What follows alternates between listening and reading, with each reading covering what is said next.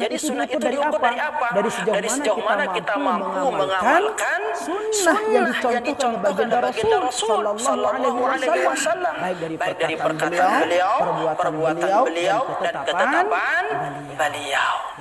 Maka jadilah orang yang tegak berdiri di atas sunnah dengan cara apa? Dengan cara menjaga sunnah yang datang dari Rasulullah secara utuh. Maka itulah baru Anda dikatakan sebagai orang sunnah. Wallahu ta'ala a'la wa a'lam. Alhamdulillahi rabbil alamin. Walhamdulillahilladzi bi ni'matihi tatimmu shalihat. Ashhadu an la ilaha illallah wahdahu la syarika lahul karimul jawad. وأشهد أن سيدنا محمدا عبده ورسوله الموصوف بخير العباد اللهم صل وسلم على سيدنا محمد وعلى آله وأصحابه ومن تبعهم بإحسان إلى يوم المعاد أما بعد حضرة المحترمين جماعة مسلمين مسلمات رحمني ورحمكم الله. Pertama, yang mengajak kepada kita semua untuk senantiasa bersyukur seraya memuji Allah Subhanahu wa taala dengan ucapan kalimat alhamdulillahi rabbil alamin. Segala puji bagi Allah Subhanahu wa taala yang masih menyempurnakan nikmat-Nya kepada kita semua. Tentu dengan harapan setiap nikmat yang dianugerahkan oleh Allah Subhanahu wa taala mampu menjadi jalan ketaatan kita kepadanya, mampu menjadikan kita meraih keridhaannya sehingga kita meninggalkan kehidupan yang fana ini betul-betul dalam keadaan ridha dan diridainya. Maka hadratal muhtaramin rahimakumullah, manfaatkanlah sisa usia yang Allah Subhanahu wa taala masih berikan kepada kita ke dalam segala sesuatu yang berpotensi mendatangkan ridhanya Allah Subhanahu wa taala. Lakukanlah segala sesuatu yang menyebabkan Allah akan memberikan keridhaannya kepada kita. Maka hadratal muhtaramin rahimakumullah, dengan harapan semoga kehadiran kita bersama di majlis ta'lim kita niki mampu menjadi salah satu syarat, salah satu penyebab Allah menambahkan nikmat-Nya kepada kita dan semua nikmat itu mampu menghantarkan kita menuju keridhaan-Nya. Amin ya rabbal alamin. Salawat terbaik dan salam yang paling sempurna semoga tercurah kepada manusia penebar rahmat yang diberikan kepada seluruh umat, yaitu Rasulullah sallallahu alaihi wasallam Muhammad yang kelak akan memberikan kepada kita syafaat pada hari kiamat. Maka semoga dengan setiap ucapan salawat yang kita lantunkan dalam setiap hari kita itu mampu menambah kecintaan kita kepadanya, dan dengan kecintaan kita, dan dengan kecintaan itu mampu menjadikan kita sebagai manusia yang dicintai oleh baginda Rasul sallallahu alaihi wasallam. Dan sungguh orang-orang yang telah meraih cintanya baginda Rasul sallallahu alaihi wasallam, maka sungguh dia akan berhak menerima dari apa yang dijanjikan berupa syafaat nanti pada hari kiamat, yang dimana pada hari itu tidak ada satu pertolongan pun yang mampu diberikan oleh manusia, yang mampu diberikan oleh makhluk manapun, yang dimana pada hari itu semua manusia sibuk dengan urusannya masing-masing. Bahkan digambarkan dalam Al-Quran, yauma yafirrul mar'u min akhih, pada hari itu semua manusia berlari. Ya, yafirru mar'u min akhih, manusia berlari dari saudara-saudaranya. Kenapa berlari? Karena tidak mampu memberikan pertolongan. Ya, kita berteriak, mana saudaraku yang dulu sayang kepada diriku sudah tidak ada pada waktu itu. Kenapa? Karena saudara pada waktu itu tidak mampu memberikan pertolongan.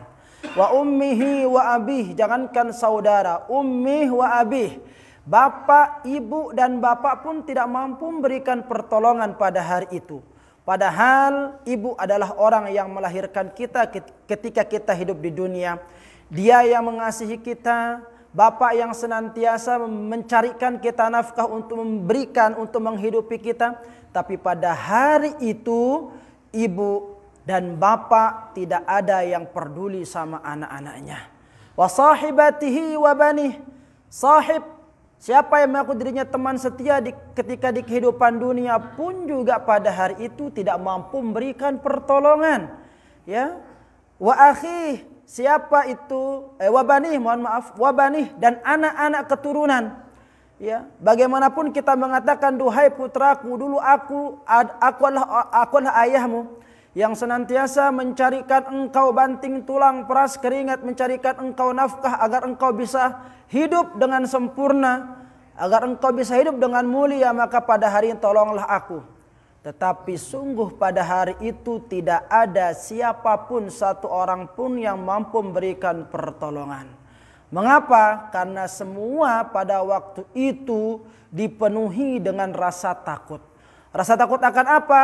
Rasa takut karena sebentar lagi dia akan berhadapan dengan Qadhi Rabbul Jalil. Ya, ada yaumul hisab, di mana pada saat itu semua amal perbuatan manusia akan ditimbang. Ya, semua amal perbuatan manusia akan kembali ditayangkan dari semenjak dia ada di muka bumi ini sampai dia meninggalkan kehidupan dunia ini. Ya. Nah, dan semua tayangan-tayangan itulah yang menyebabkan manusia menjadi takut dan gemetar. Sampai tidak sempat kepikiran siapa ibuku, siapa anakku, siapa temanku. Ya, karena semua sibuk dengan persiapan menghadapi yaumul hisab. Nah, pada hari itu hadratal muhtaramin rahimakumullah, di tengah-tengah manusia tidak mampu memberikan bantuan dan pertolongan kepada sama manusia, tetapi ada hadir satu manusia yang dimana satu manusia ini diberikan kemuliaan oleh Allah Subhanahu wa taala, diberikan keistimewaan untuk dia mampu memberikan bantuan pertolongan bagi orang-orang yang dikehendaki. Siapakah dia? Yaitu Muhammad sallallahu alaihi wasallam. Satu-satunya manusia yang sibuk mencari umatnya untuk diberikan pertolongan. Satu-satunya manusia pada hari itu di mana semua manusia butuh bantuan, butuh pertolongan, ya, dia hadir berdiri di hadapan semua umat manusia dan mencari umatnya untuk diberikan bantuan dan diberikan pertolongan. Maka tentu hadratal muhtaramin rahimakumullah, orang-orang yang mendapatkan pertolongan berupa syafaat baginda Rasul sallallahu alaihi wasallam adalah manusia-manusia yang senantiasa cinta kepadanya. Ya. Siapa manusia yang cinta kepadanya itu? Ya, orang-orang yang senantiasa ingat kepadanya. Jika disebut namanya, dia senantiasa bersolawat. Dia gemar mengikuti apa yang menjadi contoh perilaku baginda Rasul sallallahu alaihi wasallam. Dia senang meniru apa yang menjadi contoh perkataan baginda Rasul sallallahu alaihi wasallam. Dia gemar mencontoh segala sesuatu yang dilakukan oleh baginda Rasul sallallahu alaihi wasallam. Mengapa? Karena Muhammad dijadikan sebagai idola di dalam kehidupannya. Nah, orang-orang yang seperti inilah yang kelak akan berhak mendapatkan syafaatnya, yang akan mendapatkan pertolongan. Pada hari itu, yauma la zilla illa zilluh, tidak akan ada yang mampu memberikan pertolongan kecuali pertolongannya Allah Subhanahu wa taala. Maka hadratal muhtaramin rahimakumullah, semoga ucapan kalimat Allahumma salli ala sayyidina Muhammad wa ala ali sayyidina Muhammad mampu menjadikan kita sebagai manusia yang diakui sebagai umatnya, yang telah berhak mendapatkan syafaatnya. Dan pada puncaknya kita mohon kepada Allah Subhanahu wa taala agar diperjumpakan dengan baginda Rasul yang mulia di dalam syurganya. Amin amin ya rabbal alamin. Nah, hadratul muhtaramin rahimakumullah, kaitannya dengan Rasul sallallahu alaihi wasallam, maka pada Rasulullah itu ada suri teladan. Ya. Suri teladan.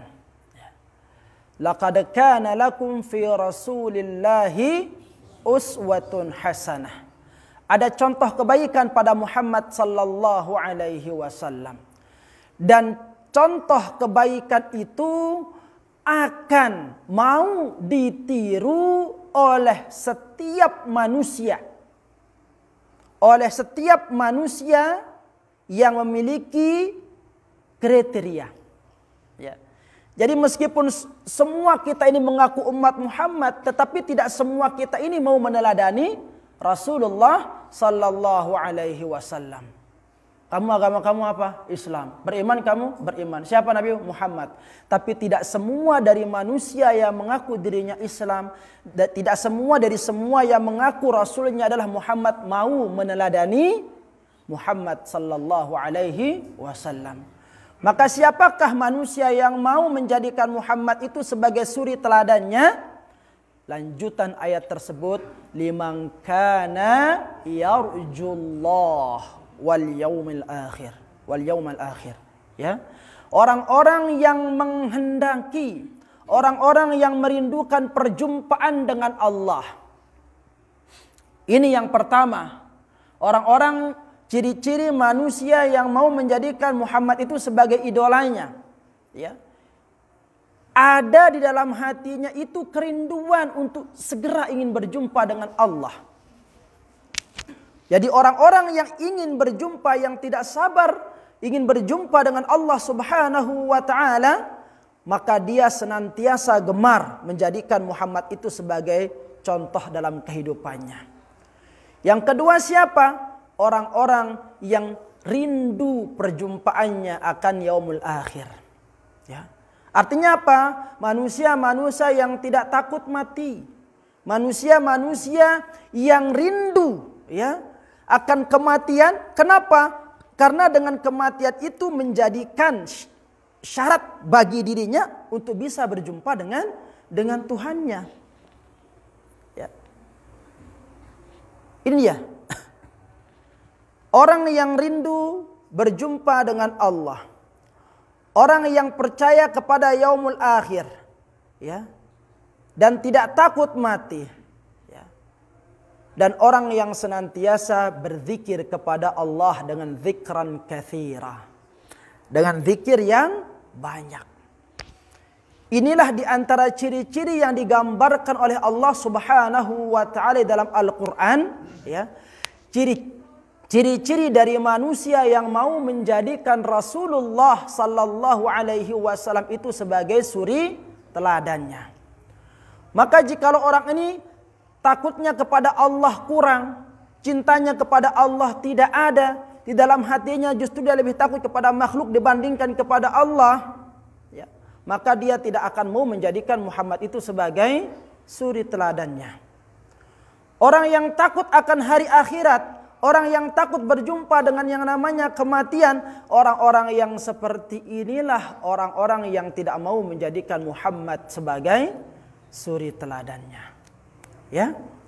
Nah, kaitannya dengan itu hadratul muhtaramin rahimakumullah, untuk menjadi pengikut setia Rasulullah sallallahu alaihi wasallam, Nabiyuna Muhammad, ya, alaihi salatu wassalam, maka pelajaran kita pada malam hari ini al-muhafazatu 'ala sunani. Ya. Masih dengan materi yang sama, bagaimana kita mampu menjaga perkara-perkara sunnah.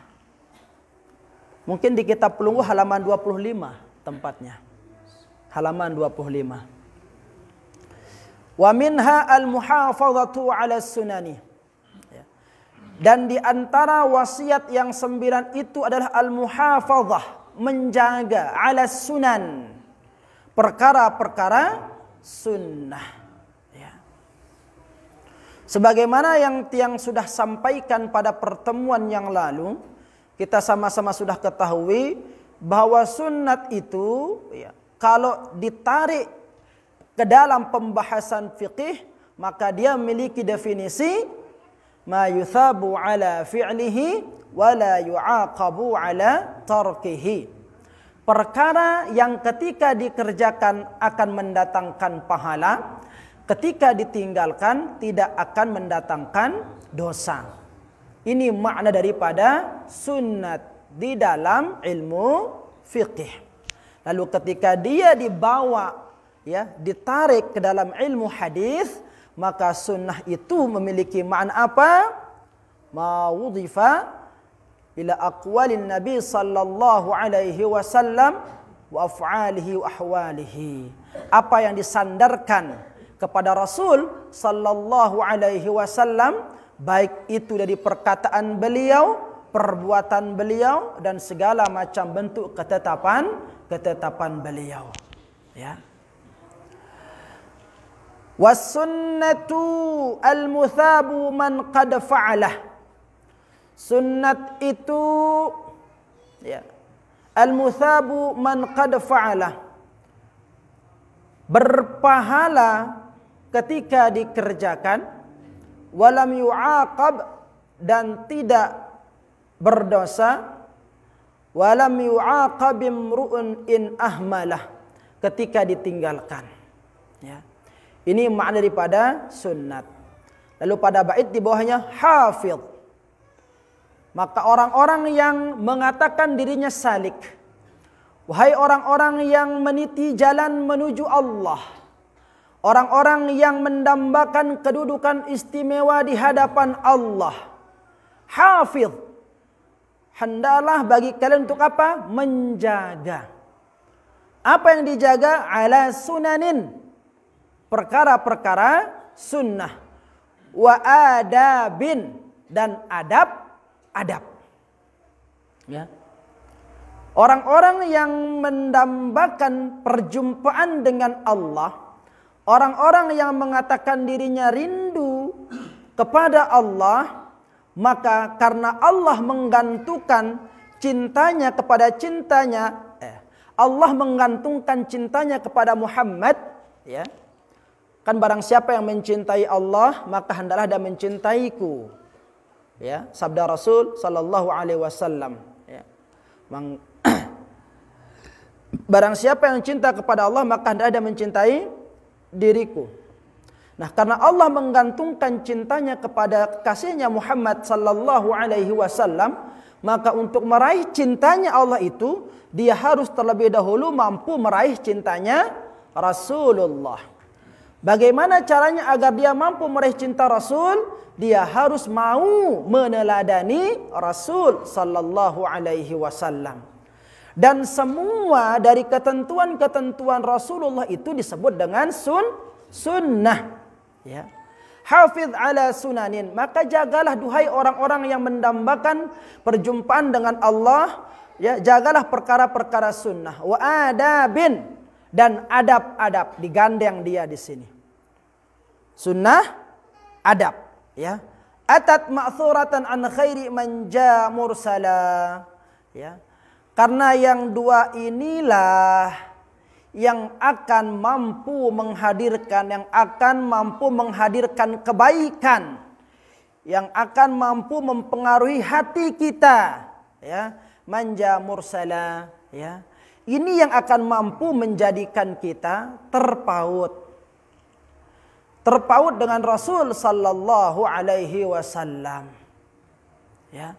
Maka kita baca di bawahnya lagi, hadratul muhtaramin, ya'ni hafidh ayyuhas salik. Maka ketahuilah wahai salik, talib li ridallah al-muta'attish, ya. Wahai penuntut, wahai pencari ridha Allah, al-muta'attish li ta'atillah wa taqwahu. Duhai orang-orang yang haus terhadap taat kepada Allah dan takwa kepadanya, ala sunanin wa adabin, ya. Untuk senantiasa menjaga sunnat dan adab. Atat ma'thurah an khairil mursalin sallallahu alaihi wasallam wa ala alihi wa ashabi ajma'in. Wa dhalika lianna likulli wahidatin minha ta'thiran fi tanwiril qalbi wa sirran, ya. Kenapa? Karena dengan menjaga perkara sunnat dan dengan memperhatikan adab, wadzalika lianna likulli wahidatin minha, karena sungguh, ya, setiap salah satu dari keduanya itu ta'tsiran, maka akan mempengaruhi fitanwil qalbi wasirran, maka akan mampu mempengaruhi hati ini sehingga menjadi terang. Dengan menjaga perkara sunat dan menjaga adab akan mampu menjadikan hati ini menjadi terang, wasirran, dan akan mampu menjadikan diri kita itu, ya, diberikan pemahaman terhadap rahasia-rahasia. Ya. Kan ilmu itu dua, ya kan? Ilmu itu dua modelnya. Ada yang allama bil qalam. Allama bil qalam dalam surat Al-Alaq itu, ya. Iqra bismi rabbikal ladzi khalaq. Khalaqal insana min 'alaq. Iqra wa rabbukal akram. Alladzi 'allama bil qalam, ya. Yang diajarkan, yang diberitahukan oleh Allah Subhanahu wa taala bil qalam, melalui perantaraan pulpen. Artinya apa? Ada perantaraan media di sana. Ada di antara ilmu Allah itu yang bisa diraih melalui apa? Melalui belajar. Hadir di majelis-majelis ta'lim, belajar di sekolah, ya. Masuk kita ke pondok pesantren, ngaji kita di musola-musola, di surau-surau. Nah, ada ilmu yang dititipkan melalui perantara-perantara itu. Belajar kepada guru dan sebagainya. Ya. Nah, ada juga ilmu yang diraih melalui apa? Allamal insana malam. Yang Allah langsung yang mengajarkan, ya. Allamal insan. Yang dimana ilmu itu dipahami, diketahui, ya, oleh manusia malam ya'lam, ya, yang dimana manusia lain tidak mengetahui. Artinya apa? Ada sebuah ilmu yang Allah memang titipkan kepada sebagian manusia, sebagian kecil dari manusia yang Allah tidak berikan kepada manusia pada umumnya. Inilah sirran, ilmu yang sir, ilmu yang rahasia. Bagaimana cara mendapatkannya? Ya tentu harus memperbaiki dulu posisi kita, makom kita dengan zat yang memiliki ilmu itu. Jikalau kita mampu mendekati Allah dan mampu merayu Allah, maka dengan sendirinya Allah akan menaruhkan ilmu yang tidak semua manusia diberikan. Ini dia, ya. Nah, ini hadratan muhtaramin rahimakumullah. Maka dengan banyak mengamalkan perkara-perkara sunat dan menjaga adab, nanti buahnya akan ke sana. Paham pelungguh dah?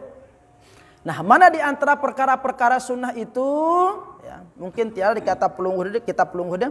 Nah, dikatakan di sini al-muhafadzatu ala sunani karrawatib wa nahwiha, seperti menjaga salat sunnah, rawatib dan sejenisnya, ya.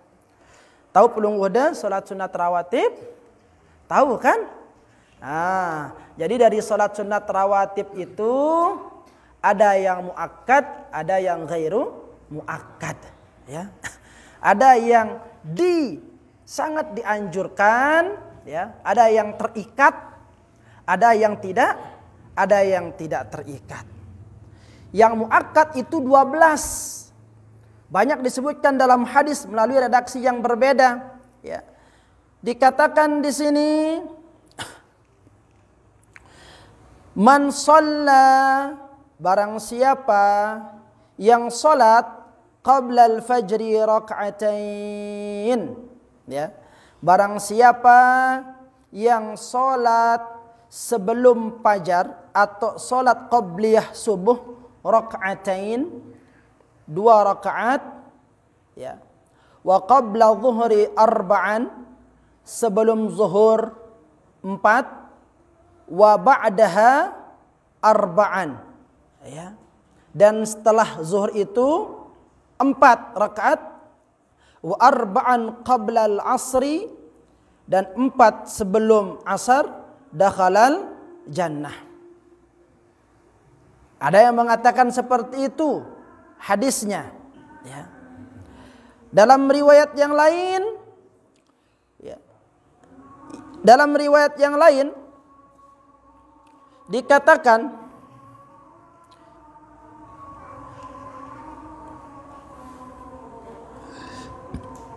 man shalla fil yaum wal lailati, ya, barang siapa yang menjaga salatnya dalam sehari semalam itu, ithnata asyrata rak'atan tatawu'an, menjaga salat yang 12 rakaat,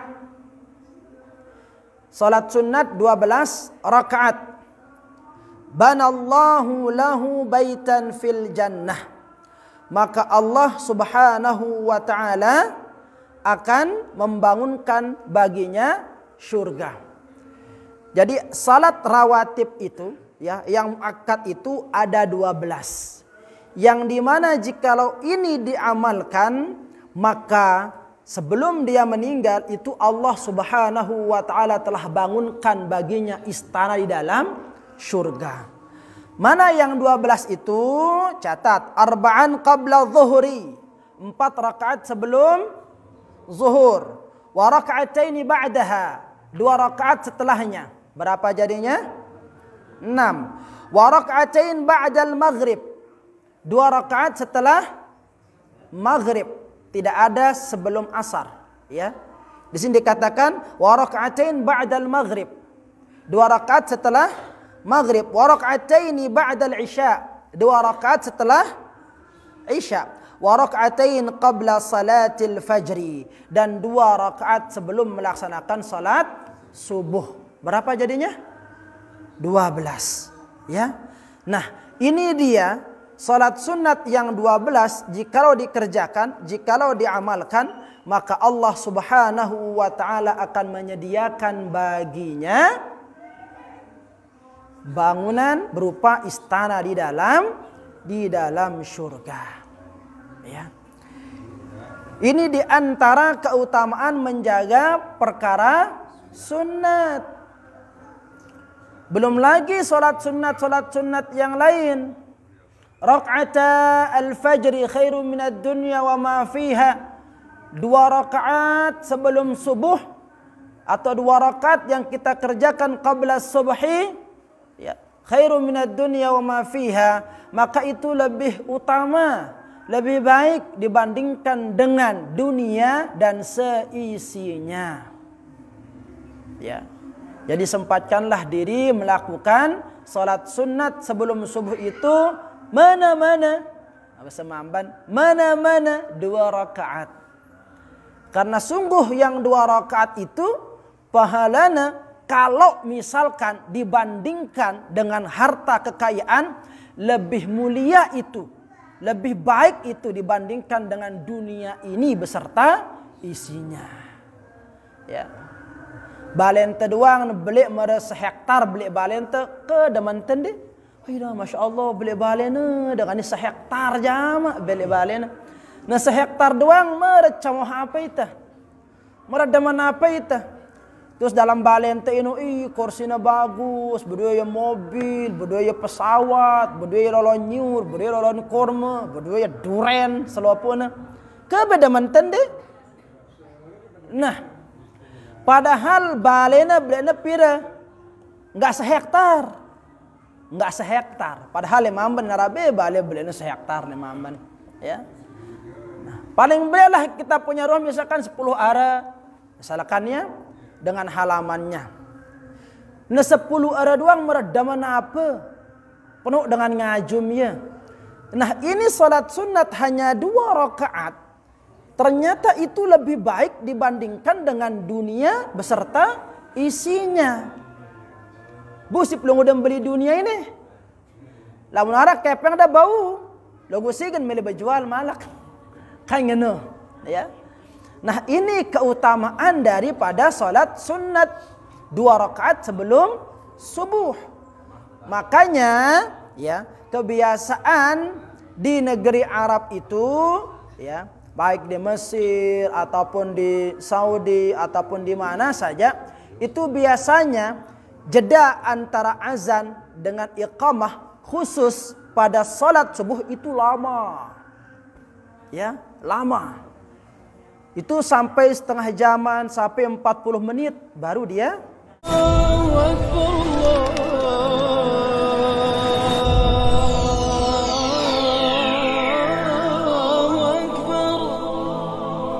Hadratul muhtaramin rahimakumullah. Itu di antara beberapa kelebihan atau keutamaan dari perkara sunnah yang kita kerjakan. Ya. Maka sebagaimana yang tiang sampaikan tadi, kebiasaan-kebiasaan di Timur Tengah itu, di negeri-negeri Arab itu, menjadikan jarak antara adzan dan iqamah khusus pada waktu subuh itu sangatlah panjang. Kenapa? Karena memberikan kesempatan bagi semua jamaah di sana itu untuk bisa melaksanakan minimal 2 rakaat qabla al-fajri, sebelum salat subuh. Ya. Nah, ini dia. Kalau kita kan mau waktu kapan saja sama. Ya, sama. Yang penting patokannya apa? Datang imam sudah mulai gitu, ya kan? Pokok asal datang imam kamat lah gitu. Apalagi kalau di masjid tuh asal pencet bel, teng dong, assalamualaikum, kamat sudah, ya. Jadi ini patokannya, ya. Nah, padahal ada pahala yang sangat luar biasa yang bisa diraih sebelum melaksanakan sholat subuh itu, ya. Ini dia. Maka sebisa mungkin hadratan muhtaramin rahimakumullah, untuk kita bisa mengerjakan minimal 2 rakaat sebelum sholat subuh, ya. Minimal 2 rakaat, ya lumayan kan? Khairu minad dunya wa ma fiha. Kalau setiap hari kita punya dunia ini beserta isinya, tiba-tiba ketika ditimbang di yaumul hisab, udah enggak nampak lagi besarnya itu pahala itu. Lamun sejelo misalkan dunia, berarti lamun umur 40 tahun kali 40 tahun berapa hari ya? Ya. Kah dong bengumbe teblek pahalan pelungguh de selapuan. Ya. Nah, ini dia hadratul muhtaramin rahimakumullah. Ternyata gampang sekali untuk mendapatkan pahala itu, gampang sekali. Ya.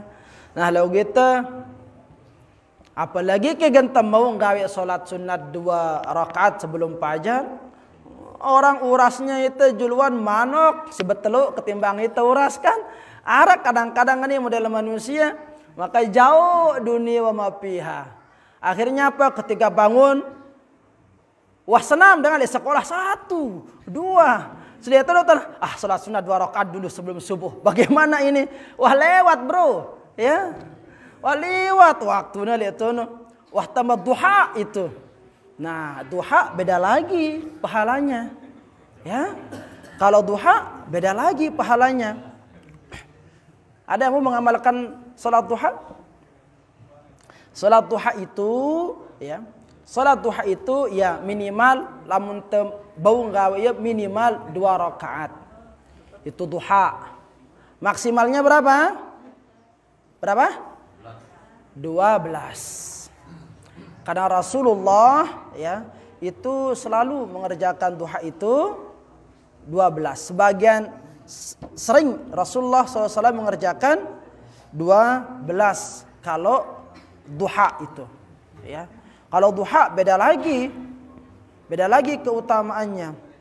Kalau mau dibaca di sini, ya besar sekali. Man sallat duha 12 rak'atan imanan wa ihtisaban kataballahu lahu alf hasanah wa maha anhu alf sayyi'at wa rafa'ahu alf darajah wa banallahu lahu baitan fil jannah wa ghafarallahu lahu dhunubahu kullah. Coba berpotensi untuk diampuni dosa kita di sana, ya. Dalam hadis yang lain, man shallat duha 12 raka'atan, barang siapa yang melaksanakan salat duha 12 rakaat, banallahu lahu qasran fil jannah min dhahabin, maka Allah Subhanahu wa taala akan membangunkan baginya istana dalam surga yang di mana istananya itu terbuat dari emas. Anak dan berdua balik ngudu emas walaupun lawan pilok kan jarak mungkin. Pilok-pilok doang logo warna emas. Ya, inian logonya emas nih, tulen-tulen emas. Ya. Paling beli emas dengan mamban, paling beli emas dengan mamban, mara beli Ka'bah. Paling beli no emas dengan mamban, mara beli Ka'bah.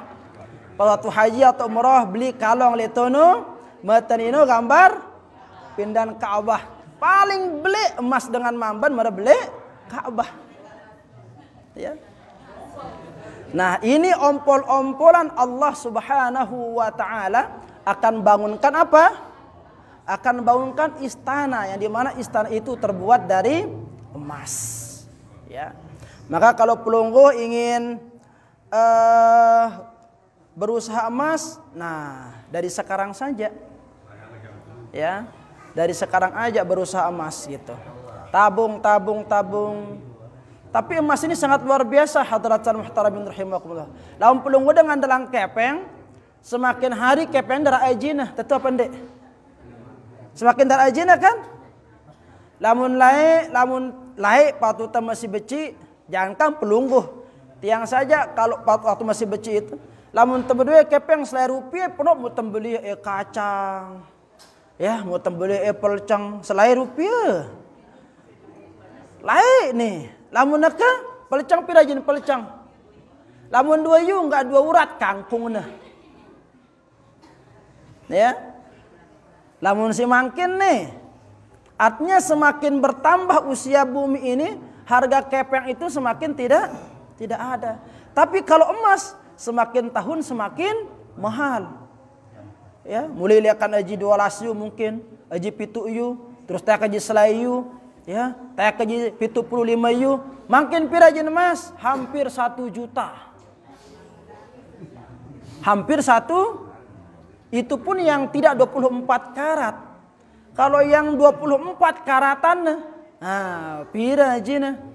Maka kalau mau menabung, lebih baik menabung emas dibandingkan nabung kepeng. Jadi seperti itu, ya. Kok bisnis jadinya kita bicarakan ini?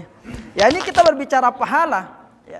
Memang manusia ini model-model itu kadang-kadang dete ini semangat begawian, namun namanya jelas upah kan ngono modelnya.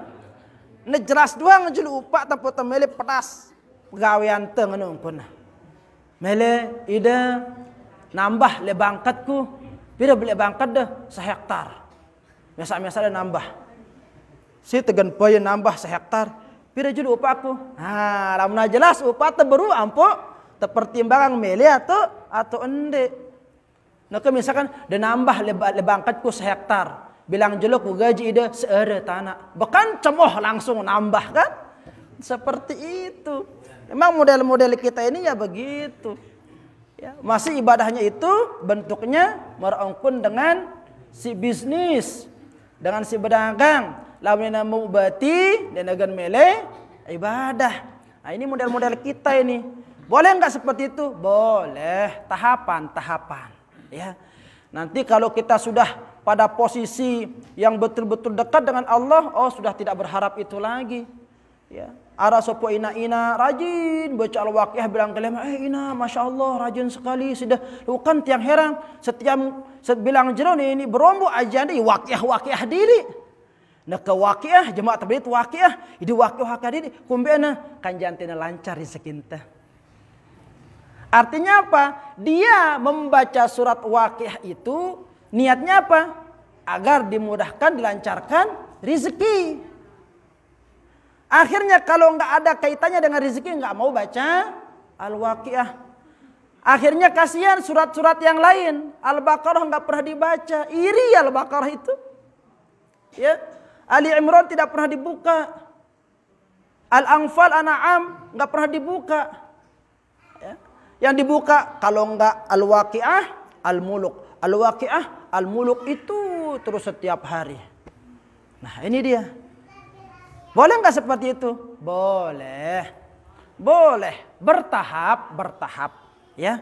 Nah, kalau orang yang sudah memiliki kedekatan dengan Allah Subhanahu wa taala, maka tidak akan ada motivasi ganjaran seperti itu. Kenapa? Karena yang diharapkan cuma satu. Apa?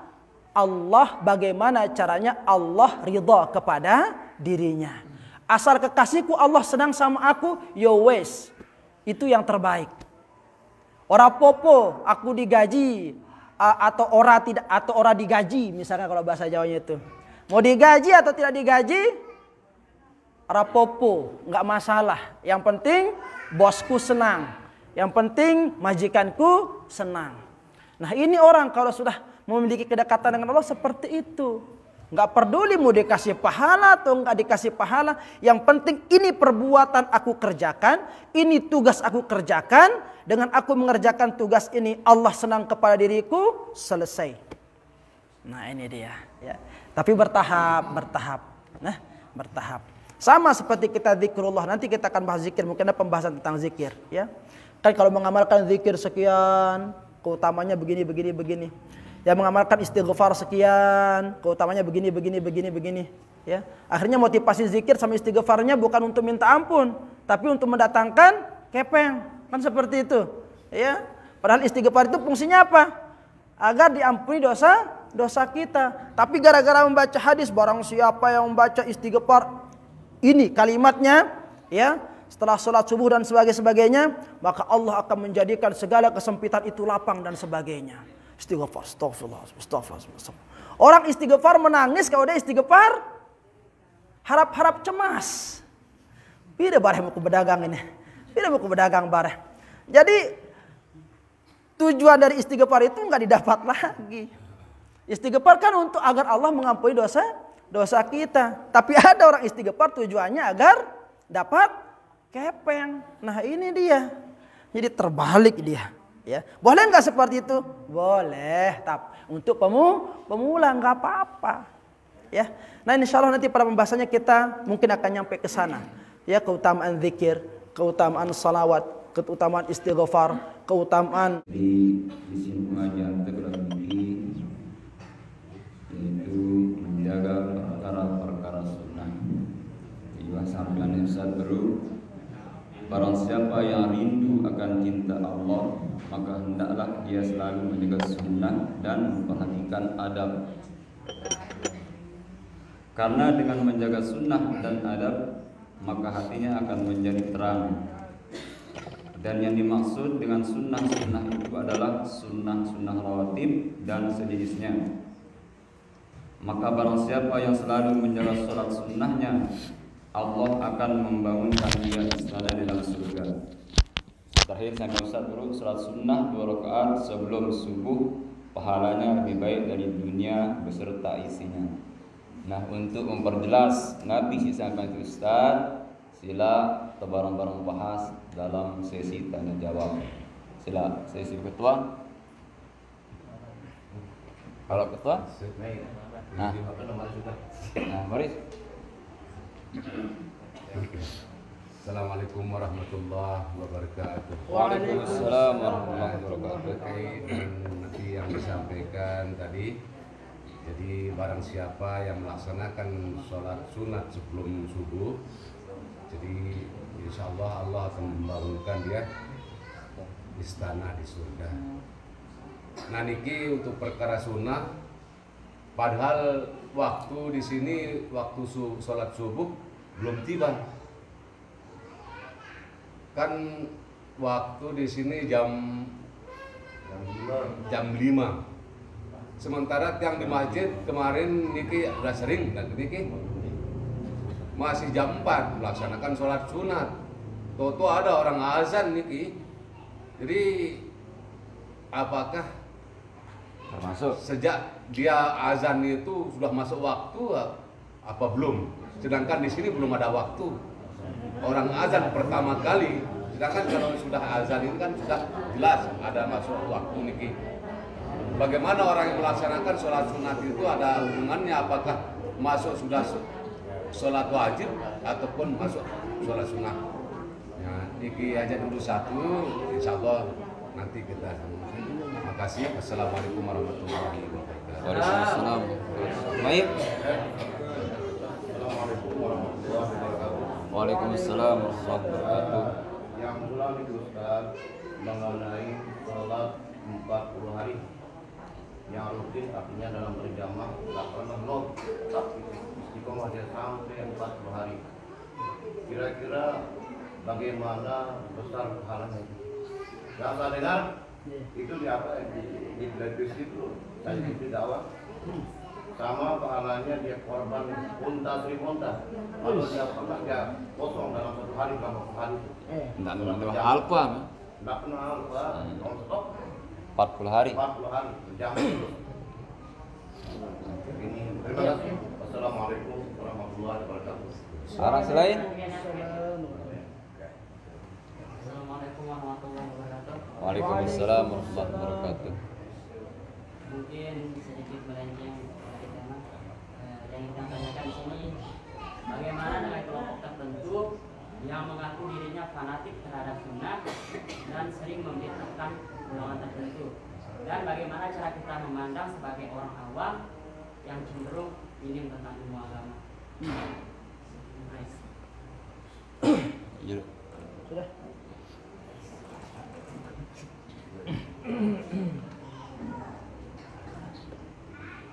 Ya, bismillah. Pertanyaan yang pertama, bagaimana hukumnya kita sholat ketika mendengar orang azan, tetapi di tempat kita belum masuk waktu subuh? Bagaimana, akan terhitung dia qoblal fajri atau seperti apa? Nah, perhatikan hadratan hadirin rahimakumullah. Jadi pada zaman sahabat, lupa ya, ada dua muadzin khusus pada waktu malam, ya. Dua muadzin, antara muadzin subuh dengan muadzin qiyamul lail itu beda dia, ya. Bilal sama siapa lupa yang namanya satu sahabat ini, ya. Sehingga ada sebuah hadis yang mengatakan kalau engkau mendengar azannya Bilal maka makanlah, ya. Nah, ini yang kadang salah difahami oleh sebagian teman-teman kita, ya, di dalam memaknai hadis itu. Padahal Rasulullah Shallallahu Alaihi Wasallam membolehkan kita makan ketika berpuasa ini, ketika azan Bilal, ya, karena Bilal itu azan sebelum datangnya subuh. Artinya azannya Bilal itu tidak menandakan datangnya waktu subuh. Tapi ada sahabat yang satu lagi, lupa yang namanya, ya. Sehingga dari zaman Rasulullah itu ada dua Bilal. Ada dua azan. Azan yang pertama membangunkan orang, ya, untuk sahur, ya, untuk qiyamul lail. Di sana itu ada azan yang menandakan masuknya waktu subuh. Nah, masuknya waktu subuh itu yang seperti apa? Yang ketika ditandai dengan terbitnya fajar shadiq. Ya. Ada dua fajar tuh, ada fajar kadzib, ada fajar shadiq. Fajar kadzib itu seperti apa? Fajar kadzib itu langit itu akan nampak terang. Namun tersugul tengah kelam, ya sekitar jam 3:30 mungkin atau jam 4. Ini langit ini akan nampak biru, ya. Mereruana si mahtio jelo. Tetapi nanti selang beberapa saat kembali menghitam. Kembali petang dia. Ini kejadian bisa kita saksikan dalam setiap harinya seperti itu. Nah, langit si terang berino, ambona malak petang, itulah disebut dengan fajar kadzib. Ya, kadzib itu bohong artinya. Artinya jelo aja. Ya. Nah, ketika nanti terbit lagi, terang lagi langit ini, terus terang dan tidak redup kembali, ya, itu yang disebut dengan fajar shadiq. Nah, itulah yang menandakan masuknya waktu subuh, ya. Nah, jadi yang terhitung dalam hadis yang mengatakan rakaatul fajri, ya, 2 rakaat sebelum fajar itu khairum minad dunya wa fiha, adalah salat 2 rakaat yang dilakukan antara azan yang menandakan masuknya waktu subuh, ya, jeda dari selang dari waktu azan sampai iqamat. Jadi kalau sudah iqamat, ya, lalu imam udah sausufakum seperti itu, udah takbiratul ihram, mau salat pada waktu itu udah tidak bisa. Kenapa? Karena kita sudah keluar dari waktu yang ditentukan. Jadi waktunya itu sebelum melaksanakan salat subuh atau salat fajar itu. Itu dia, ya.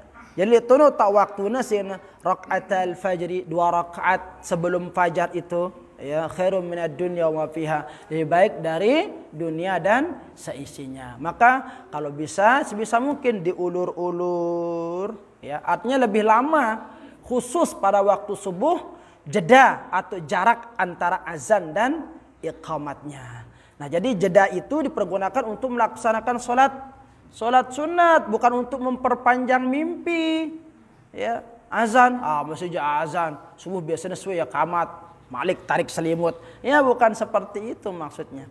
Biar agar ada kesempatan kita melaksanakan salat sunat di sana itu, ya. Lalu lanjut yang kedua, nah, ngumbe lamun tenggawe mengerjakan, ya, mengerjakan salat 5 waktu berjamaah 40 hari, bagaimana keutamaannya, ya. Jangan lupa redaksi hadisnya itu, barang siapa yang menjaga salat berjamaahnya selama 40 hari itu, maka Allah Subhanahu wa taala akan membebaskannya minan nifaq, bara'atu minan nifaq, penyakit daripada munafik. Berat munafik ini, ya. Seran munafik ini lebih dahsyat nerakanya dibandingkan dengan orang kafir. Innal munafiqina fid darkil asfali minan nar. Ya, seranan munafik ini posisinya di neraka paling bawah. Empit jama. Laum pelunggoda minak dodol nasi bedang gesang latang ini, ya wah ini. Ya ran empit. Nah, di sanalah posisinya. Laum pelunggoda masak nasi ngedures cooker, arah empitna kan deh. Ia paling bedang le bawa ini. Ya ini tak posisi dengan si munafik. Ya. Ya ampuna bahaya. Saya munafik ini, makanya senantiasa kita berdoa agar dihindarkan dari yang namanya penyakit munafik ini. Ya. Bagaimana ciri-ciri munafik? Ayatul munafiqin thalathun, ya. Ayat tanda-tanda munafik itu ada 3, ya, ketahui sih, sudah hafal pengudah sudah semua itu, ya. Nah, itu dia. Yang bahaya ketika meninggalkan salat fardu ini, yang bahaya ini. Ya. Kalau nggak bisa kerjakan berjamaah, jangan sampai tertinggalkan yang namanya salat fardu itu, bahaya. Ya. Banyak ancaman bagi orang-orang yang sengaja meninggalkan salat dengan sengaja itu, ya. Saya sini dalam mazhab Syafi'i itu, barang siapa yang meninggalkan salat tanpa uzur 3 kali, ya, itu tercatat dia sebagai orang kafir yang seperti itu. Bahaya, ya. Terus kita enak-enak meninggalkan salat subuh gara-gara apa? Gara-gara ngegame semalam suntuk, ya. Nonton drakor. Pas ngebang muazin subuh ya tindo. Kelolosan, ya. Arah si manto bola bilang kelem. Akhirnya salat subuhnya lolos terus. Sengaja ya manto bola. Ditahan aja ngantuknya, nanti dia tidur setelah salat subuh. Sengaja tidur sebelum azan. Akhirnya subuh kelolosan. Ini bahaya, hati-hati. Kalau sudah berani, ya, meninggalkan sholat dengan sengaja tanpa uzur, ancamannya luar biasa, ya.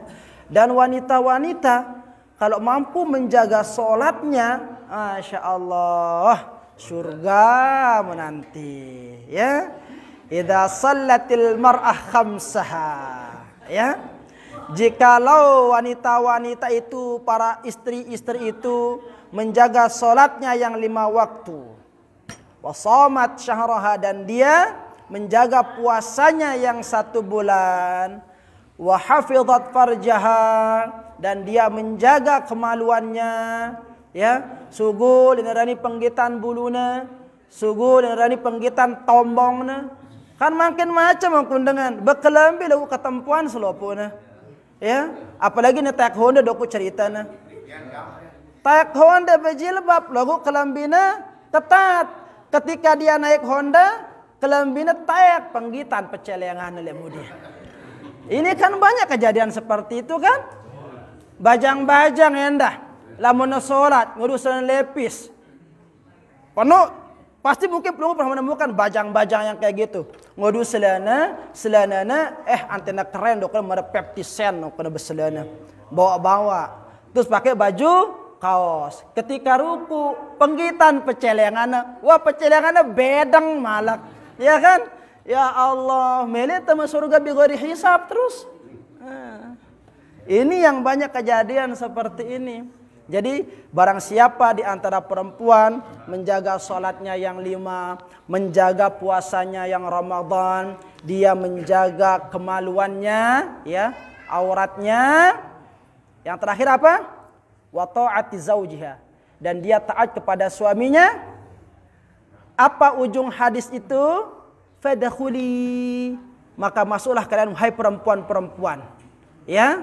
Kemana? Ke surga Allah. Min aibabin syi'ti, pilen membelekan lawang sidemele. Ya.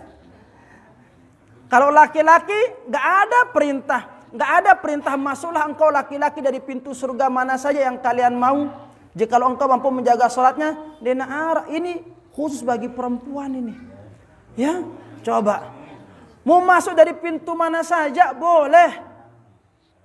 Ya, nggak ada tolak-tolakan.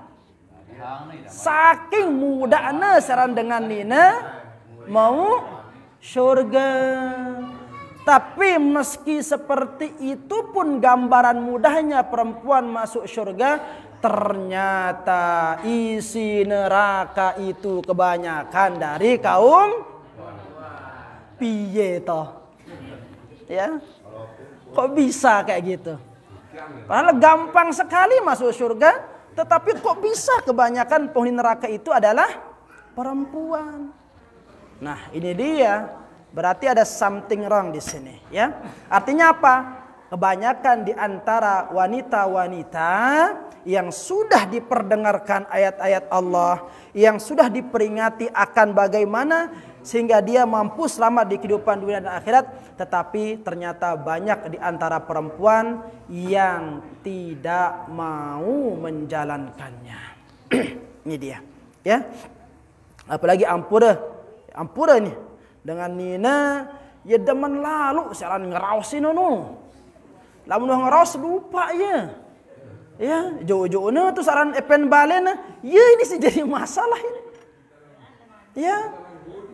Ndak sadar terus belanja ji rausan, belanja sadina sepen balena ya kurang. Ndak ada jawab sama mamaku jadi ini enggak 5 yu coba sadina aku mungkin punya dan aku belanja dan sebagainya.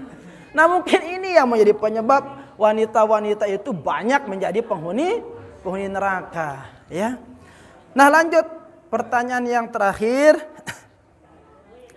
Bagaimana kalau ada sebagian orang yang, mohon maaf dalam tanda kutip, menyematkan dirinya sebagai pengamal sunnah, tetapi senantiasa menggunjing, menjelekkan orang lain dan sebagainya. Nah, bagaimana posisi orang yang seperti ini? Nah, mungkin perlu kita ingatkan kembali, ya. Yang namanya adab kan sudah kita belajar pada minggu kemarin, ya. Apa adab itu? Menurut Ibnu Athaillah, ya. Ibnu Athaillah ada di kitab Pelungguh juga itu, ya.